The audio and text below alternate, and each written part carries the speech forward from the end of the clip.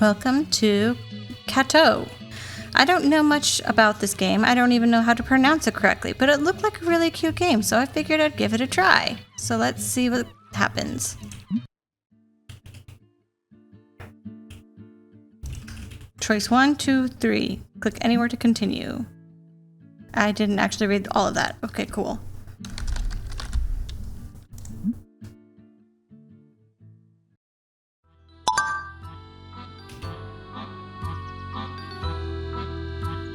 Paris is truly a sight to behold. I can't get used to it, even having lived here for most of my life. I'm sorry, I don't know all of these French words. The sign, parting of the city in two, the smell of baked goods in the morning, and the buildings filled with history. Even so, living here alone could maybe be a bit mundane, but I don't have to. I share an apartment with my old friend Roselle, who studies veterinary and medicine of some sort. I don't get to spend much time with her as my job's working the evening shift at a small newspaper. The evening shift at a newspaper store? Speaking of which, I ought to let her know that I'll be heading to the office for the night in a bit. Oh, I see. I thought she was saying newspaper stand. Not like at the newspaper. Got it. I knocked on her door, waiting a few seconds before entering. Hi, Roselle. Hey, Ro. How are you doing? I'm alright, Elronia. And you? All good. Just wanted to let you know I'll be leaving for work in a few. Ask about today. So, what have you been up to? Not much. School? Yeah. Worked from home. Ask if she wants to go somewhere this weekend, or ask if I can help clean up her room. I don't want to insult her by saying I'm going to help her clean her room. So let's go somewhere this weekend. You know what? It's really nice outside, and we haven't even gone out for a coffee together. We should totally do so this weekend when we're both free. Well, it has been a while. You know you want to. Some fresh air will be nice. Maybe. I might have to study, so no promises. She glances at the clock above the door behind me. Shouldn't you be going soon? You'd wind up late and not too long, right? I'm good on time, actually, but it might be time to break it off. You might be right. I'm off then. I'll pass by the baker's too. Is there anything you'd like? No, I'm good. All right then, see ya. I leave her to her own and head for the door. It's really bright out for being an evening shift. Before leaving, I pat my pockets, realizing that I'm forgetting something. Ro, have you seen my keys? The ones with the cork? Cork. Have you looked in the kitchen? I check and find them on the countertop. I always forget to check there. Good thing she still keeps tabs on me, even if things are different now. Thanks, bye!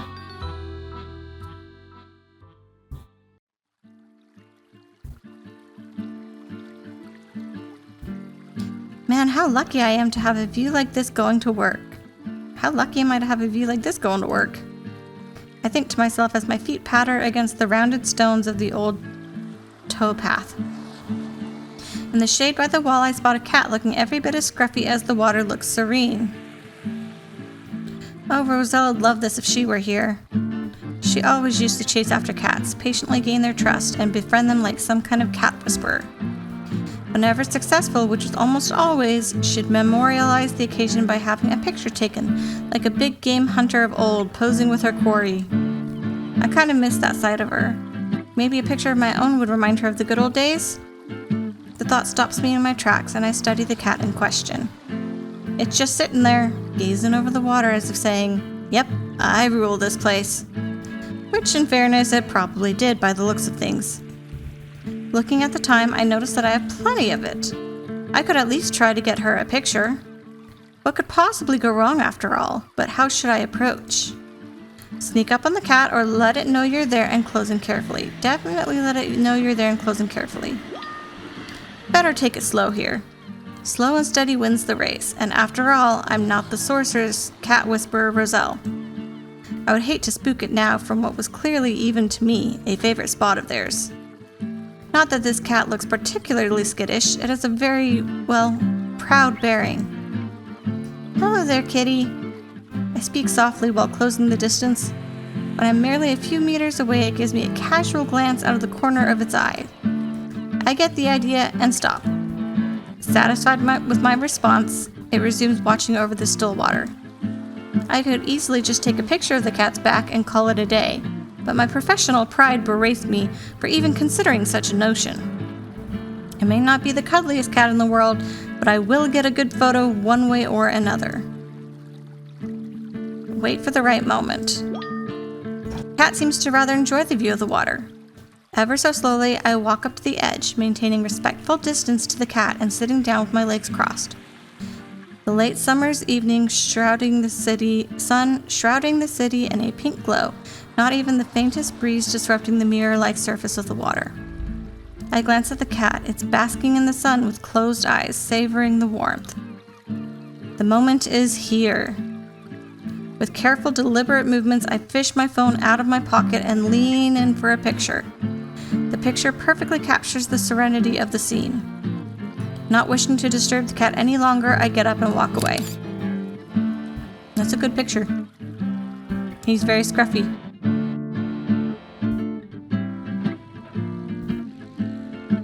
The reply comes through so fast it feels like I got it before I ever even sent the message. That's a gorgeous photo! That cat looks like a stray. How did you manage to get so close? Tell me! I just took my time with it. I took a page from your book. Gotta learn from the best. Ha ha ha, the best? Wouldn't go that far, but thanks. Did it take long to get to that point? Not really. It didn't seem to mind me being in the vicinity as long as it could keep track of me and I did nothing hasty. Strays are often kind of chill if you don't bother them. Be careful though, they can be unpredictable. Kinda got that vibe, yeah, I will be. Almost forgot, thanks for the picture. I think I'll make that my new home screen on my phone. Good chat, Ro, but I need to hurry up now. Lost more time than I thought there, haha. Okay, gotta go to work now.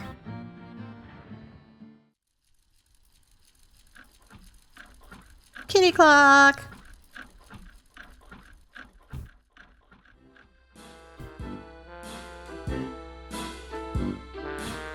Work went by as usual, and it was over in no time. Dawn is lurking around the corner as I'm heading for the bakery. All the little shops are closed, but the bakers are already at their battle stations, churning out their goods for the breakfast rush and the coming day. Thanks to having friends in high places, also known as the owner, I'm allowed to sneak in through the back door and get my grubby hands on bread early. Roselle said she didn't want any, but I'll get her some just in case she changes her mind. Besides, you can never have too much bread. As I leave the bakery with my precious baked goodness, I notice a cardboard box next to the door, which apparently is the residence of a charmingly fat cat sleeping inside. Oh, he's so adorable. Look at him. Clearly, it's been cared for to some extent, as the floor is draped with a cozy-looking blanket and somebody's made a little roof to keep the rain out. I see that. Is it a new tenant on the street, or am I selectively blind and it's always been here? I can't recall. Looking around, the nearby area is strangely littered with glass jars, too. Inspired by the success of the earlier cat encounter, I decide to add to win further glory by attaining a second triumphant moment, one to make Roselle the cat whisperer proud. I drop my bag and crouch down next to the sleeping cat, or what I thought was a sleeping cat. It opens an eye and looks down at me lazily. Ooh, I really want to pet his head. Is that bad? Caution dictates that I should wait, but I really want to pet his head. I should probably wait. Alright, cat, make your move, I say with the exaggerated voice of a movie gunslinger, waiting to let the cat take the first action, not wishing to pressure it in any way. In a shocking display of Herculean effort, the cat opens a second eye and looks at me with steady gaze. I can't help but feel like it's trying to assess me. Playing along for a quiet laugh to myself, I strike a pose, showing my good side. Well, if such a thing exists. A few seconds pass before it gets up, lacking any semblance of urgency. It jumps down with the grace of a drunken baboon, landing on its feet, seemingly more by blind luck than any skill on its part. It comes over to me, rubbing up against my legs with a quiet purr. Well, aren't you a friendly little thing? Giving it a few pats along the back before I go, I start to make my way home to that bed which I'm now longing for. At least that was the theory. A very persistent furry friend demands more attention, constantly getting in my way, protesting my attempts to leave very efficiently indeed. I can't deny that it's a very charming thing. As it is, I can't really get a good shot of the cat. It's either at a bad angle or too close to the camera. I need to gain some space. Try the selfie camera, honestly. Maybe I don't need to create distance. I fumble with my pocket as I continue petting the cat with the other hand. In the position I'm sitting, it's difficult to get it out of my pocket and I struggle for a moment. Finally, I prevail against these insurmountable odds, place the camera in front of us and snap a bunch of photos, hoping that at least one wouldn't be a blurry mess of disaster. I go through them quickly and there's one close-up picture of the cat's face that didn't end up looking like the photo was taken from inside a tumble dryer. It'll have to make do. A few more cuddles later, I manage to extricate myself from the situation and start off in the direction of home. Aww, that is so cute. Is that all this is going to be, me taking pictures of cats? Well, perhaps not the best interaction on my part, this picture turned out kind of great. Wow, how did you manage to take this one? After many trials and tribulations, I managed to nab it in the end. That and approximately 42,372 others that turned out to be rubbish, but that's beside the point. Ha, I bet. Did you get along well? Kinda. Not bad, not great. I don't think I was thinking of trying to feed it. That could work. Just don't give it raw fish or something. That could make it sick. Don't worry, I won't. I'll give it bread.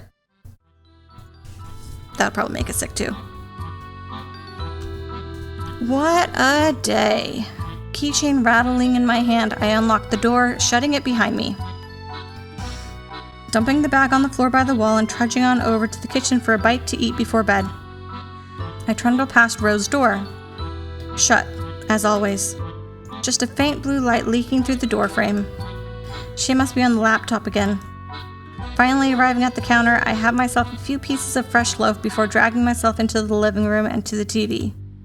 Flopping into the couch, I watch whatever happens to be on, lazily munching away. There's a documentary on about life on the African savannah. It'd be just her thing. After a few minutes of deliberation, I get up, going over to Rose's room and gently knock on her door. Hey Ro, you up? Yeah, Elronia, what is it? Ask her to come watch TV. Can I come in? Sure. The room's still a mess, still in night clothes. Why don't you come hang out with me? There's a wildlife special on. There's lions and everything, just like we always used to catch. There's a few minutes of silence. I'd rather not. I want to be alone. Knowing when not to overstay my welcome, I wish her a good night before gently closing the door and heading back to the couch. Go to sleep.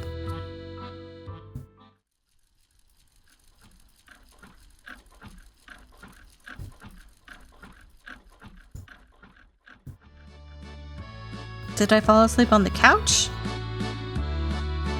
Never having been one for sitting around, come afternoon I treat myself to a walk.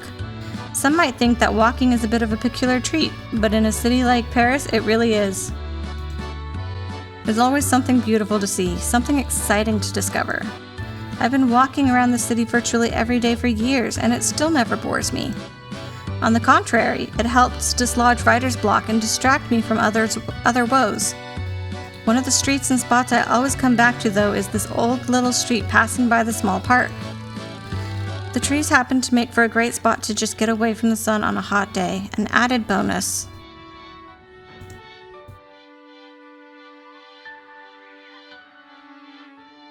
Suddenly, I spot an orange fuzz in the periphery, and I instinctively know it's a cat.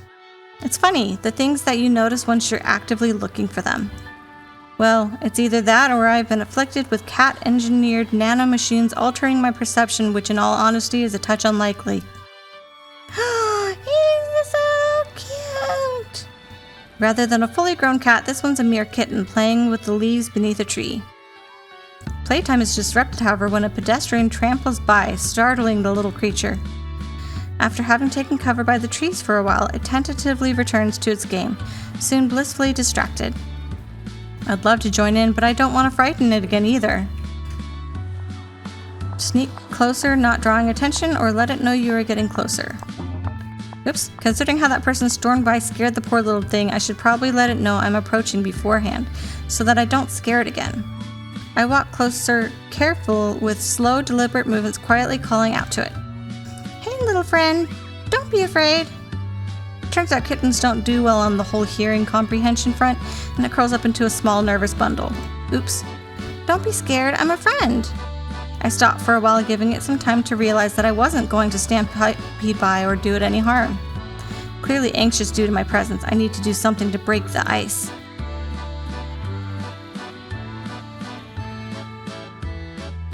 Well, I don't know. I'm afraid now I'm going to make the wrong choice. And I don't remember what these buttons do. Tell it about your day or try to pet the kitten. I'm worried trying to pet the kitten's going to be too forward, but kittens like being pet more than others. Tell it about your day. Maybe I can get across my friendliness through a casual conversation. I go on to tell the kitten about my day, the cat by the canal, my night shift at work, and about the other cat by the cafe.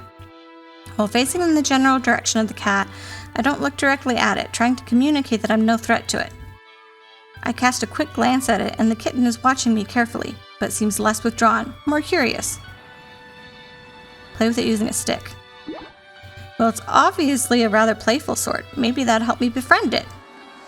The tree beside us has kindly enough dropped a twig on the ground that looks like it could double as a cat toy. Picking it up, I give it a try, drawing a figure 8 in the air. But I've never played with a cat. Sure, it can't be too complicated, but how should I go about it is still a question that needs answering. Small, rapid movements or avoid sudden movements. Nope, he doesn't like small, rapid movements, apparently. Can I go back? What does that do? Oh, so it goes back to the whole chapter, so I can... Well, let's sneak closer, not drawing attention, see what happens. If it's unaware of my presence, then it surely can't be scared, right? Whenever the kitten's distracted by its play, I approach with soft, quiet steps, gradually making my approach. At a short distance away, the kitten stops, looking directly at me, which would likely indicate that it's now aware of me. I avoid looking directly at it, acting as if I don't know it's there at all. The kitten doesn't resume playing, but it doesn't appear to be terrified or even particularly bothered by me either. I should try to build its trust. Play with it using a stick? Well, it's obviously a rather playful sort. Let's do large swing motions or avoid sudden movements. With the kitten being easily scared, I feel like it would be detrimental to be too aggressive. I keep getting confused because it's a kitten, yes, but it's owned because it's got a collar, so it shouldn't be that scared. Instead, I start with the stick some ways off, starting slow and carefully adding speed while changing directions. The kitten's eyes are soon set on the tip of the twig, following it curiously. With the kitten's attention, I dare go closer, and as the stick passes by, it swats after the stick with its paw. Another gentle swoosh of the stick and the kitten jumps in, chasing the toy to its full extent. It pounces on it and holds it down with its claws. I let it have its victory before carefully jiggling it out of its grip. The kitten's eyes are brimming with light. It's something Roselle must see. I fumble with my free hand as I continue to distract the kitten with the twig. I manage to get a hold of my phone, turn the camera on, and get the picture taken. Instead of taking my leave right away, we play some more. But a group of loud youngsters startle it again, and it scurries off. I'd love to meet it again. Aww, these pictures are so adorable.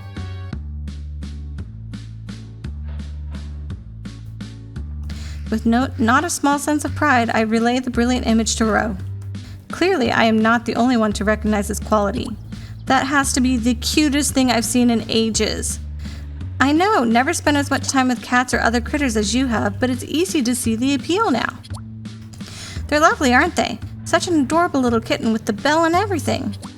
I wish I had a cat like that. It reminds me of my first one when I was a kid. If that cat was anything like this one, it's easy to understand your obsession, haha. I'll be home soon. I can see her begin to type, then stop, erase, and type again. This goes on for a little while until the word okay shows up. A bit underwhelming maybe, but at least I roused her for a little while. We should just get her a cat. She just needs a cat friend.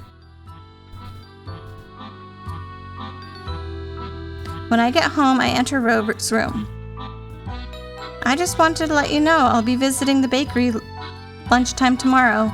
I need to grab a cake for Rico from work's birthday. If you want to come along, I'm sure the cat will be there. I think I'll rather stay here. They say it's going to be very hot out tomorrow. But if you do see it, you know the rule, right? Right. When you see a cat for a second time, you must name it. I remember. I'll head out again and go to work soon. Good luck. When down by the canal, I keep an eye out for the scruffy cat, but I don't run into it again. Work turns out like usual, pretty uneventful.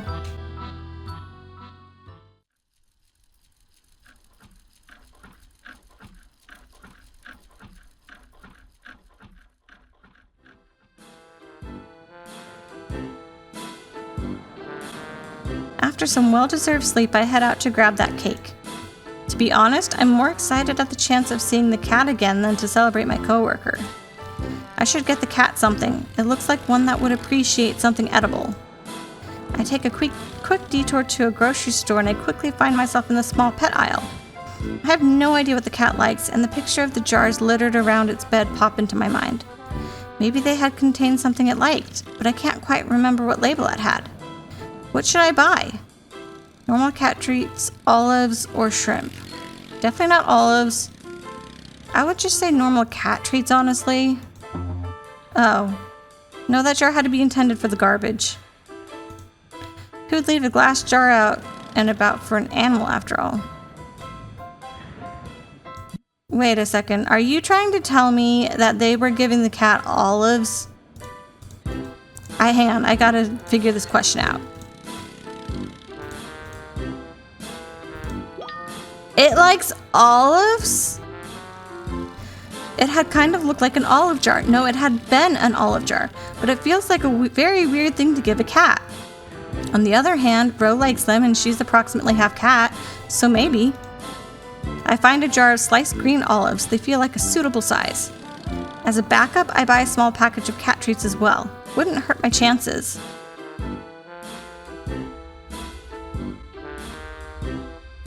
When I reach the bakery, I find the cat resting. Yep, there it is, olive jar right there, resting in its makeshift bed.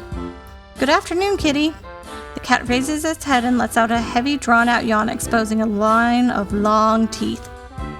It blinks slowly at me as I reach out with my hand to pet its head. Roselle sends her regards. She has sent me here with the intention of gifting you a name. Oh, it's definitely going to be Olive. Let's be real here. How do you feel about Olive? I think it suits you because you eat olives. Olive meows. I'll take that as a vote in favor of my suggestion. But back to the issue at hand. Will Olive enjoy the olives? After a brief struggle, I get the lid off the jar, the characteristic pop drawing Olive's attention. Getting one out of the jar, I offered it to the cat. Olive strokes its cheek against my hand. It flops onto its back, tapping at the olive with its paw. I bring the olive closer and it taps at it again, like a food critic inspecting a meal's qualities. Then with a smooth, slow motion, it takes the olive and eats the whole thing. I never would have believed cats would like these things, but Olive just ate it. Just ate one. The cat sniffs around, scanning the air for more olives to devour. When it realizes that there's certainly more in this jar of mine, it pulls out every trick in the hustler's cat's handbook. But I have a better idea. If it enjoys these things so much, why not make Olive work for them? Now, what should I attempt to teach Olive? High five, sit pretty, or talk? Try high five. Well, sit pretty. No? I would love to see Olive sit pretty. It should be possible since the cat really likes its treats. Okay, it's sitting already, so wouldn't that count as sitting pretty? I pick one up, reaching out to Olive so it knows that it is there before holding it above the cat. It looks up at my hand and I see the urge to jump after it surged through the cat's body. It twitches in the treat's direction and one paw is slightly lifted. I tease by moving the treat in a circle and call out to the cat. It's enough to make Olive stand up on its hind legs and hug my hand with his front paws. Aww. The cat tries to smell out an opening to the treat and I grant the cat a well-earned one. I pick up another one and dangle it above the cat. Its gaze breaks from the morsel to look at me, and the cat gives me its best, "Are you kidding me? This again?" look. It would appear Olive doesn't much appreciate me making it partake in such a strenuous activity. I pet the cat's head to make up for my preposterous proposal, which does seem to work. At risk of overfeeding the cat, it's probably wise to reward its efforts in another way rather than giving it more food. Ooh, belly rub, scratch its cheeks, or massage. Cats love getting their cheeks scratched. Those puffy cheeks look fit for a good scratching. Using the tip of my finger, I gently scratch its cheek before moving to scratching it just behind the jaw. Olive clearly approves, a humming purr radiating from a very pleased cat. It angles its head to give me better access, and the scratching continues for a few moments before it turns its head to the other side and the process is repeated. Olive's purrs slowly grow more quiet until it drifts off into a nap, its head resting against my hand. Ever so carefully, I lower its head onto a bundle of the blanket bedding, succeeding in doing so without waking Olive up. I realized that I had already spent much more time with Olive than I had intended, and I needed to pick up that cake already. Hesitantly, I give Olive a last pat on the head before saying my goodbyes and escaping into the bakery. Ooh, we're actually in the bakery this time. It's bustling with more activity than usual. When the owner scurries by, I receive the great news. Business has been going well and they are moving to a new, bigger place not too far away. I congratulate her, apologize for not having much time to chat before taking my leave, cake in hand.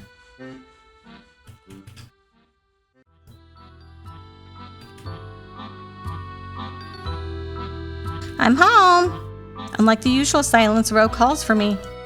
Elronia, can you come over for a minute?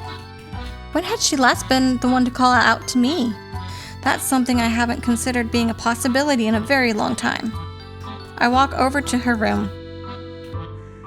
Ooh, she's actually dressed. Look at her. Yeah? Roselle plays with her hands as if she's unsure of how to bring up the subject. Thank you for the photos. They were nice. However, yes? That kitten, was there anyone with it? No, it was alone, I think. Isn't that strange? For a kitten to be all alone, I mean. I guess, but it had a collar, so it might just live nearby. She doesn't look convinced. You know what? I'll see if I spot it on my walk and make sure. That would be great. Do you want to come and see it? I can see how she considers it. How her brows furrow and her eyes trace the crevices of the floorboards. I might get scared with yet another stranger around. Best you go alone. Scared of frightening it? That's not an excuse I've ever heard from Roselle, the great cat whisperer. Maybe this case is a little bit more delicate, but it's not like the kitten trusts me either. However, if she doesn't want to, I can't force her. I'll just do my best then. Wish me luck! Good luck! Empowered by her blessing, I head out.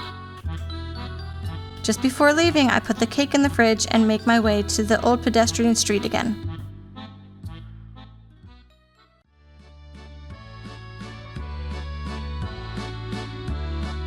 I'm surprised to see the kitten sitting next to the tree, just like it had the other day. It feels a little strange to find such a young cat out here all alone again. I would like to have a closer look at its collar, as it might have a number or an address on it. The kitten is sitting next to the tree trunk looking at the passers-by. It looks healthy, so somebody must be feeding it at least. I really hope that I'm just overthinking it. From our last meeting, I know I should be careful when I approach it. No sudden movements or sounds that will scare it. Having made my approach, I speak to it softly to get its attention. Hey, little friend, we need a proper name for you too, don't we? Ooh, what should we call this one? I'm terrible with names. Kind of want to call it Skitter. Let's name it Skittles. Skittles, what do you think of that? The kitten glances at me with big eyes, which I decide to be in approval. This reminds me that I still have cat treats in my pocket. Maybe Skittles will like them? But I'm not the only one with eyes for the kitten. The kid separates from his mother's hands to chase the kitty. Skittles runs away, but in my direction. I can't let it get away. Follow the kitten or stop the kitten. It's probably for the best to let it run. The kid's caught by his mother, so I don't have to worry about him anymore. I follow the kitten around the corner and find it hiding in a doorway. Its body is pressed into the corner and its eyes watch me carefully. The ordeal has gotten me pretty close. Maybe I have a chance here? Throw a treat to it. Well, there's no twigs to use for play, and even if there were, I'm not sure that would be a good idea. Maybe a bite to eat would help the little creature feel at ease. The situation isn't exactly what I'm used to, but I believe in the versatile powers of food. I crouch down and toss a treat carefully so it lands next to the kitten. It snaps its eyes on the new object and sniffs the air. When it's convinced it won't move again, it sneaks up on the treat and eats it. When finished, it sniffs around the ground for more. I throw another one, and the projectile makes Skittles shy away before quickly returning to eat the food. I throw the treats closer and closer to me so Skittles can get within reach. However, Skittles becomes aware of that and grows more careful approaching the treats, backing away when it has grabbed it.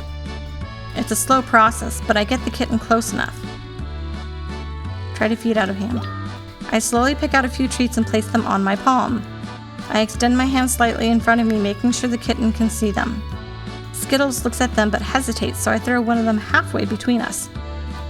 The kitten crouches down and sneaks up the treat, carefully watching me. After snacking on the nearest treat, it looks curiously at my hand, stretching its head out. It takes a reluctant step towards me, and I have to stay completely still. Movementless like a statue, a gargoyle on Notre Dame. Or maybe not a gargoyle. They come to life, right? As Skittles gets closer, it grows braver and walks up the last steps to smell my hand. I feel its whiskers tickle my fingertips, but I stay still as the mountain. Skittles takes the first treat, and I can clearly hear it snap as it bites into it. One after another, the treats disappear until my hand is empty. I know Skittles won't like it, but I'll still have to grab it to check its collar. My hand eases closer and picks the kitten up. I quickly press it against my chest to stabilize it. Skittles tenses up as soon as I touch it, but feels slightly calmer after a few seconds in my bosom. There you are, such a good kitty. I tried to soothe the kitten and gently stroke it with my thumb. When it's calm, I place it on my lap to check the collar. Skittles meows, and I find a phone number that I write down on my phone. When that is done, I loosen my grip and stroke the kitten gently to make it forget my manhandling. Then I have to let go, and Skittles scurries away, but I don't think we're back on square one. I leave some treats on the ground in case it comes back and leave.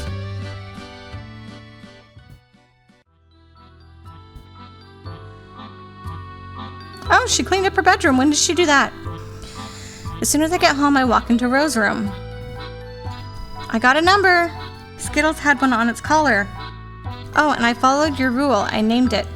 I also forgot to mention that I named the bakery cat as well. It's Olive. What are we waiting for? Call it. I type in the number and let the signals go by. They go on for longer and longer. No answer? Doesn't appear so. I'll have to try again later. Well, keep me updated. I will. Gotta go to work. I try to call a few more times. Eventually I give up and head out for work.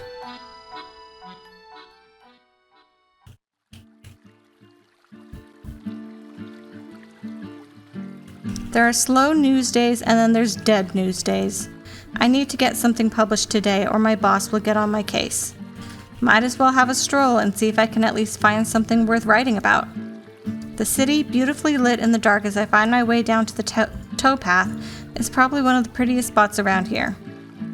Another advantage it has going for it is the fact that for some arcane reason, almost nobody ever goes there, rendering it a quiet place for thoughts to be had.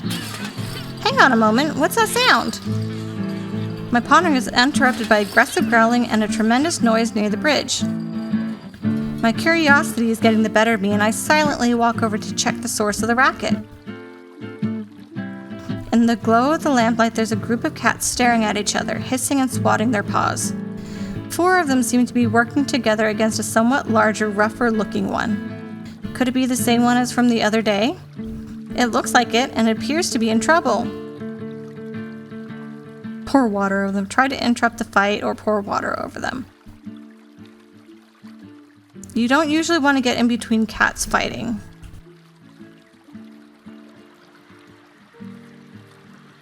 But it could be just as simple as walking in between them. Nope. We're skipping backwards, guys.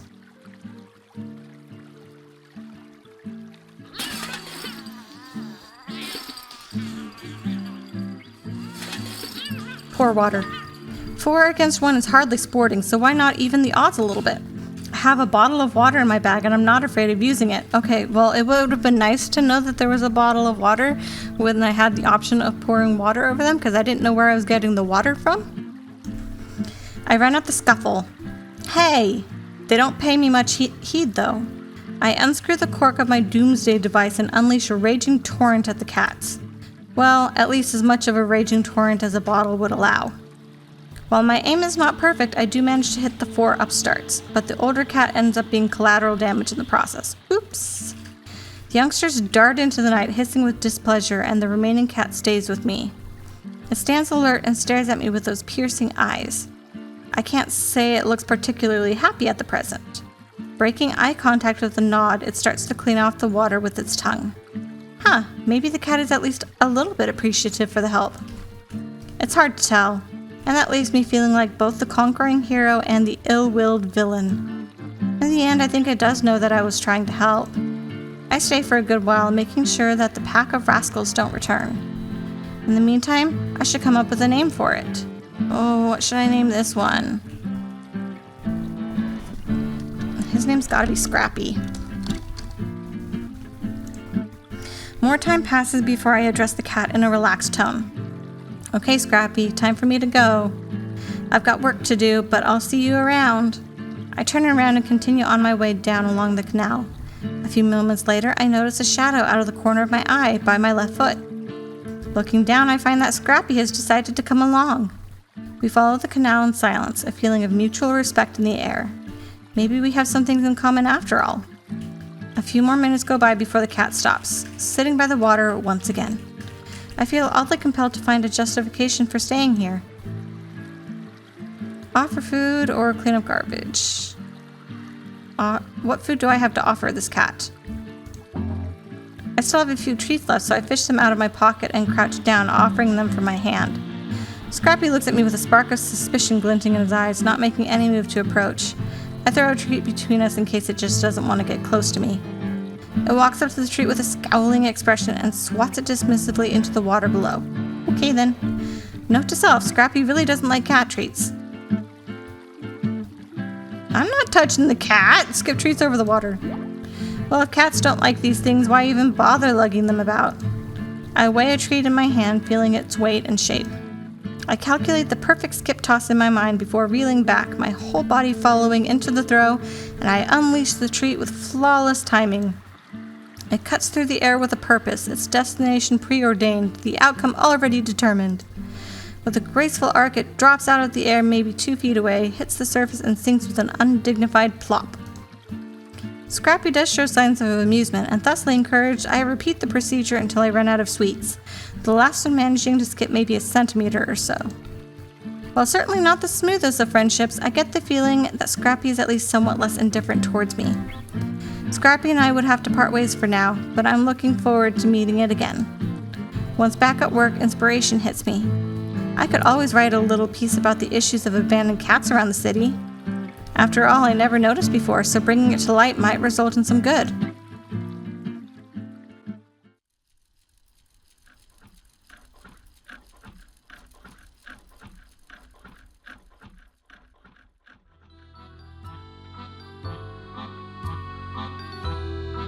Returning home in the morning, I'm met with a surprise. I look through my pockets for my keys, only to find none. I must have dropped them somewhere. With resignation, I knock steadily on the door. A short while later, Roselle opens it with a surprised look on her face. She looks tired. I'm not sure if I woke her up or not, however. I drop my keys. Oh! I'll have to go looking for them after I've had time to sleep. Are you going anywhere? No, not really. With that, we separate into our respective rooms. Go to sleep.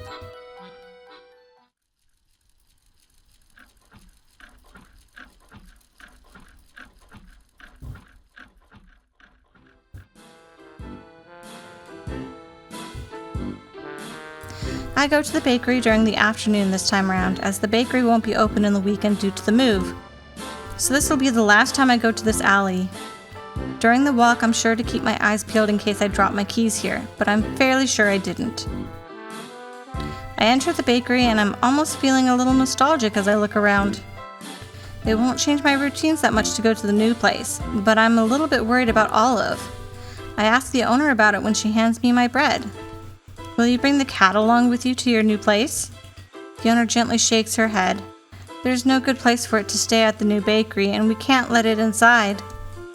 Isn't there anyone that can take it home then? We've tried that, but it got really angry and anxious when we tried to carry it away.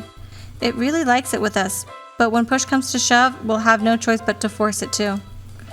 I'm sure it'll work out, somehow. Have you seen a pair of keys, by the way? I've dropped them somewhere. I haven't, but I'm sure to be on the lookout. The owner smiles reassuringly and continues on with work. I leave the bakery feeling ill at ease. I walk up to Olive and I notice that it looks a bit uneasy, but cheers up some when it sees me. The cat must know that something's going on. I should at least try to comfort it some before I go. Pet it gently for a while. Cuddles are the best cure for anxiety. I sit down next to its little bed and reach out my hand to caress its head. Olive closes its eyes, purring, and we sit like that for a while. We can't leave Olive without anyone caring for it. It feels weird to think of the cat being anywhere else but here in the back alley. This is its home. I keep a close eye on the cat. It's looking much happier after some cuddling. A thought starts to play in my mind. What if I could take Olive home with me? Olive seems like a cat that would like most people. Sure, that might be a bit presumptuous, but I feel like we have a little bit of a special bond. I've gotten better with cats, I think, and I know Roselle owned cats in the past, so we would be able to care for it. Our apartment is big enough and my income isn't too bad. It could be doable. No, it's entirely doable. Let's try it out.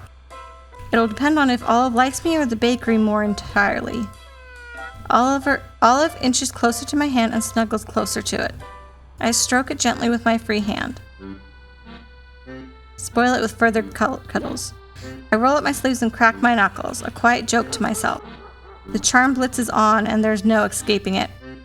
I'll make Olive a happy, not-so-little cat. I begin by scratching behind the cheeks. I run my fingers through the thick fur and give it a scratch from the ears to the chin. I move my hands down to the chest and neck, digging into the fluffy chest hair. When I scratch the fur over its shoulders, I notice its front paws claw the quilt under it in comfort. The cat rolls over, exposing its tummy, and I give Olive a proper belly rub. Olive must feel spoiled to bits after that. The cat remains on its back, eyes closed, but then gives me a glance. The look seems to say, "Oh, you finished already? Weren't you supposed to be feeling bad?" Olive chases after my hand, demanding to receive more pets, even though I've been at it for minutes already. When I don't immediately comply, it looks at me with those puppy eyes. Olive certainly seems to want to keep me around, but is that enough for it to be willing to follow me home? I'd like to give the cat a little test to see. Let's walk away and call for it to follow. Would Olive voluntarily follow me out of this alley if I just called for it? Could hardly hurt to try. I give the cat a last pet on its head and then walk away, not stopping before I reach the next street. Not that far of a distance really, but it can be for a small cat. I make eye contact with Olive that eyes me curiously. Without breaking it, I crouch down and reach out with a hand. "Come here, Olive!" I click my tongue and the cat's ears respond, homing in on the sound. I call it again, and after some hesitation, it makes its way down from its bed. It trots lazily over to me, swaying with every step.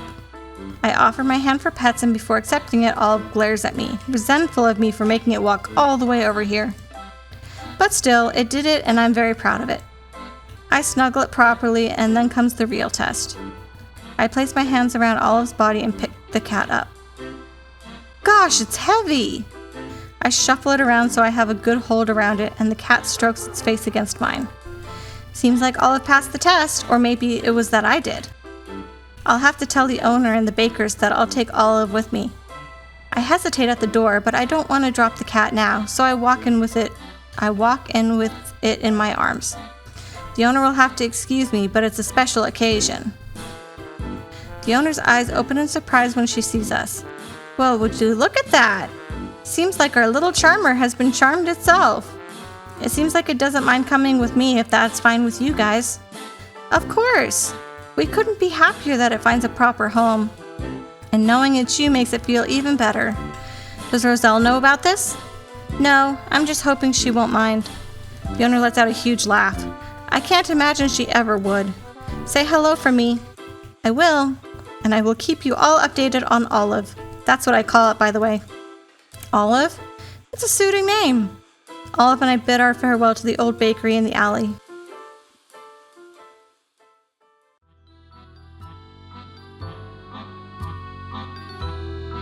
I never found my keys, so they must be down by the canal. First, however, I must break the news to Roselle. Prize her.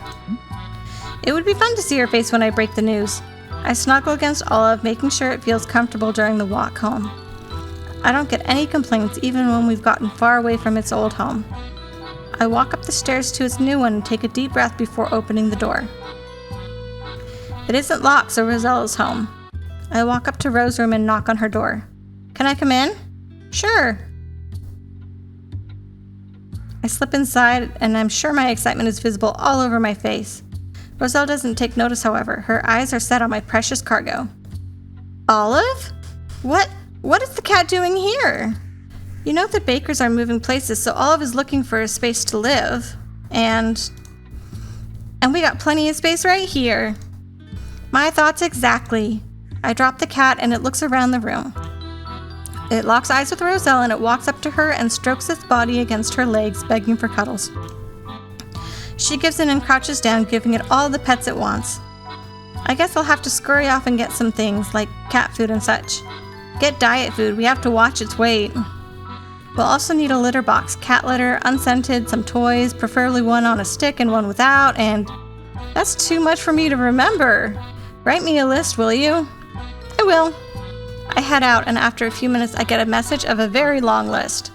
I managed to find nearly all of the things she had mentioned and drop them off at home before heading straight back out and down to the canal. I've gone for quite a long enough without my keys, and I have to find them.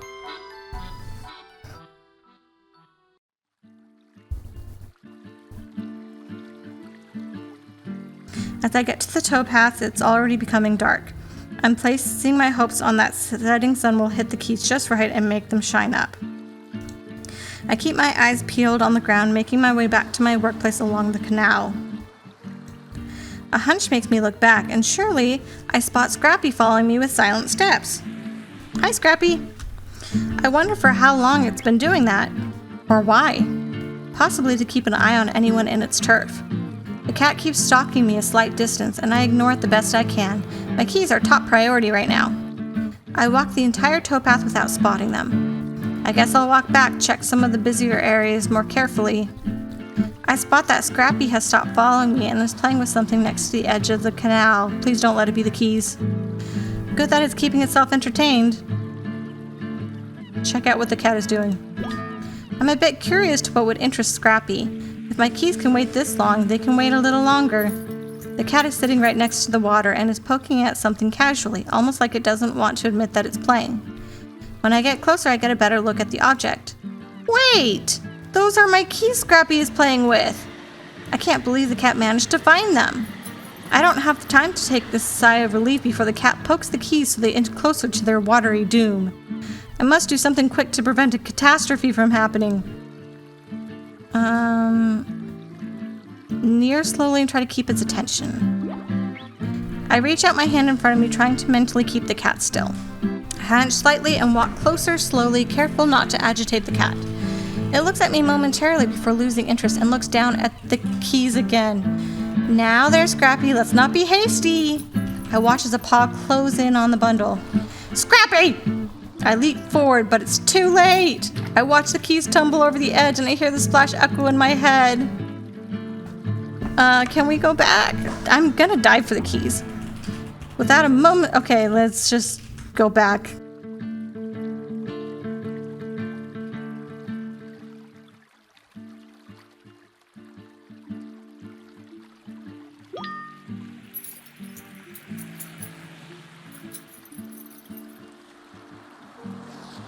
Run to grab the keys quickly or walk up and grab them.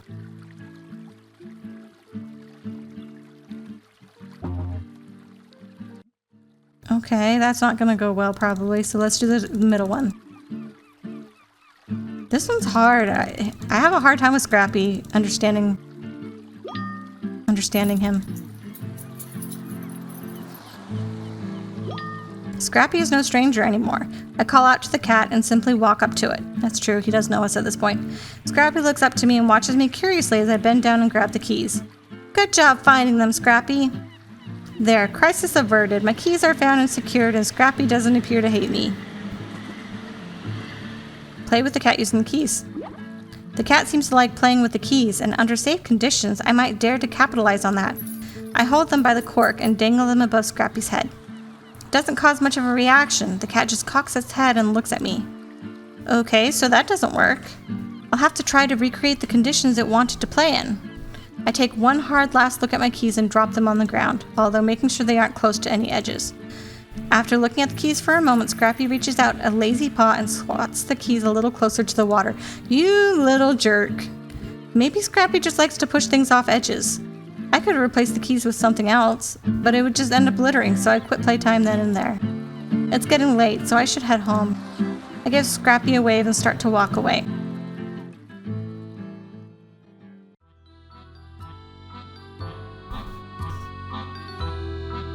I walk down the very familiar towpath. I wonder how Rosella's doing at home. After a while, I recognize faint footsteps behind me and turn around to see that Scrappy is still following me. Hi, Scrappy. I shrug, thinking it'll stop eventually, but as I leave the towpath, it's still following me. You coming with me, huh? Scrappy responds by following along all the way to my door. This is my stop. Scrappy has stopped and is looking at me, waiting. Having said goodbye, I open the door, only for Scrappy to waltz on in like it owns the place. The cat looks around and jumps up on the sofa to get a better look at things. Bro, we have a visitor. It takes Rosella a moment to make it to her door, and when she steps out, she has Olive in tow. She freezes as she spots Scrappy and turns around to shove Olive back in her room and closes the door. What's going on? Not sure, but it decided to follow me home. Why did you lock away Olive? We can't just throw two cats who don't know each other together and expect things to go well. There's a process for these things, you know. Can't say I do know. How does it work? You have to gradually introduce them to each other. At first, they'll just have to meet through my door so they have a chance to get used to the other's presence. So Scrappy can stay? If it wants to, I won't be the one to kick it out. We'll need another bowl though, and Scrappy should probably have some richer food. I'll get that tomorrow then. I notice how her attention shifts towards the sofa and how her eyes slowly sets on Scrappy. The cat eyes the new human with suspicion, but I know Rosella can get that barrier down in no time. I don't want to disturb her work, so I leave her to it. I'll buy the things before my walk tomorrow. Go to sleep. Well, how are they going to use the kitty litter?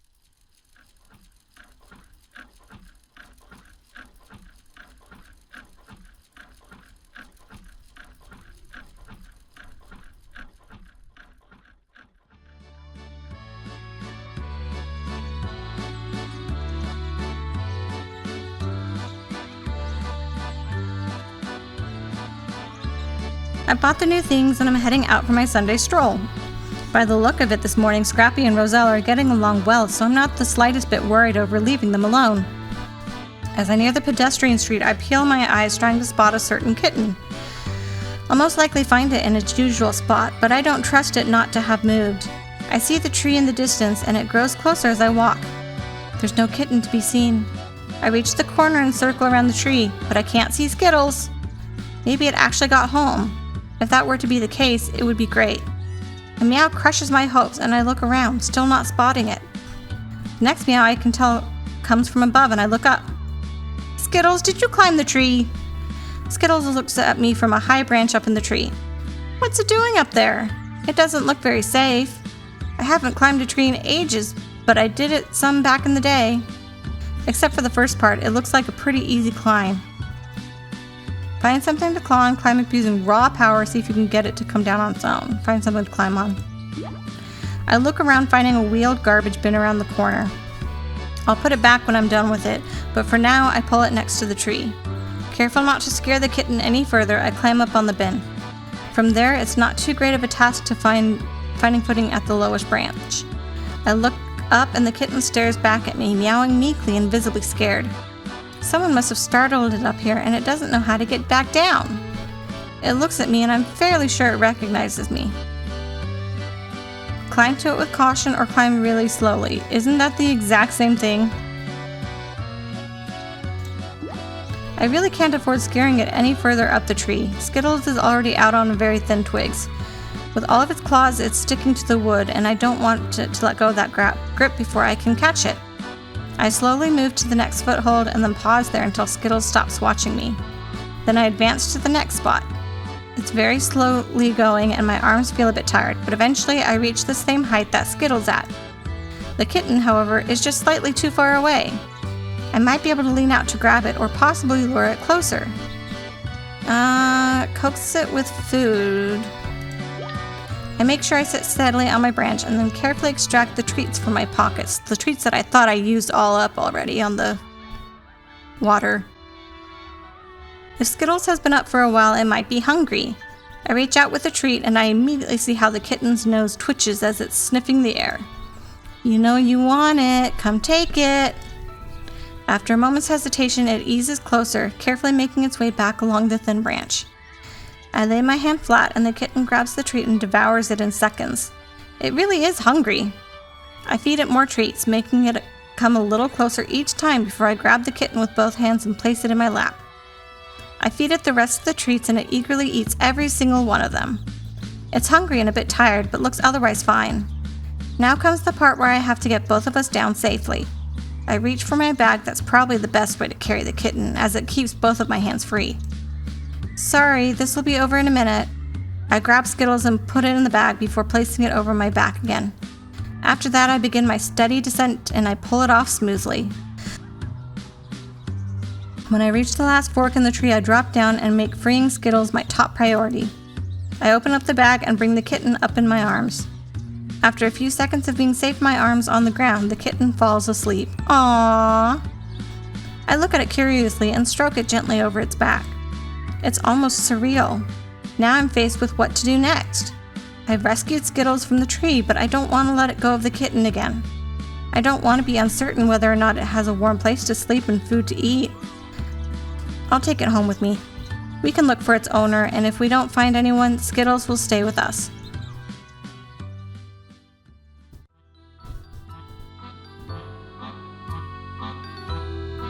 It's just one more cat. Sure, it'll be a lot of work, but with Rose's expertise, we'll easily manage. I make sure to text her that we're coming this time so she can prepare the place for Skittles. The kitten sleeps the entire walk home, only waking up when I unlock the door. Roselle jumps from the sofa when she hears us and sneaks up to us. Where's Scrappy? In your room. She reaches out a hand and tenderly strokes the kitten's cheek. Hello there, sleepyhead. Maybe because it's very tired or because of Roselle's magic, the kitten isn't scared by her touch. It was stuck in a tree, so it's pretty tired right now. Oh no! I'm glad it got down safely. How about we fetch Skittles some food and water and you can tell me all about it? Sounds good. Will you take it? She nods and I hand her the sleepy kitty. Seconds later, it's hungrily feasting on its food and I sit down next to Ro in the sofa for the first time in a very long time. Aww. Sometime later.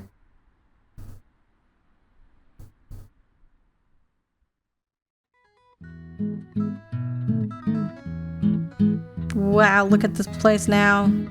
It's already been, almost a year since they all moved in here? So much has happened. The chaos the first weeks when introducing the cats to each other are long over, and they are all getting along well. A little too well, actually. Me and Ro are outnumbered 2-3 in most matters. Olive and Scrappy have really taken it upon themselves to teach the youngest everything they know. Skittles not as shy and scared anymore, but I wish they could have held back in some matters, as the mischievous, playful little thing never ends bringing trouble. We have a surprisingly calm time together as we wait for Ro to come back in with the mail. The doors burst open and in a blur of yellow, Ro bursts in, surprising both me and Skittles. Olive and Scrappy, not so much, as the former is still sound asleep, and the latter seemingly never surprised by anything. Oh, she's looking so much better, look at her! Hey Elronia, guess who passed their finals? I take an exaggerated thinking pose and reply, I don't know. Maybe... no. I then snap my fingers and turn to her. Oh, I know. You did. Yep. Her face almost as beaming as her dress is yellow. You know, Ro, I'm proud of you. I knew you'd pull through. And look where you are now. No more hiding away in a dark room and letting your life get away from you. It's great to have the old you back. She's quiet for a moment, but it's a good sort of quiet. I couldn't have done it without you, you know. You've helped me more than you think, I'd bet. Anyway, enough of that. I think we've both earned ourselves a treat. Well, you did all the earning, really, but I won't complain. With that, we leave the apartment under the competent supervision of Scrappy, who would maintain order while we are gone. To some extent, at least. We meander around for a good long while before choosing a cafe to stay at. After that, we continue to walk without any clear destination, like the good old days. Ro and I both stop as we spot a cat in the distance. We share a smile and both approach it together. Maybe it's not just like the old days. So now that you have graduated, do you still want to go through with it? Of course. The cat's helped me find myself again, so I want to give something back. We'll need a bigger place. It might take some time, but I want to create a cat shelter better than any other. We crouch down to not frighten the cat as we close in. What should we call it? How about Cateau?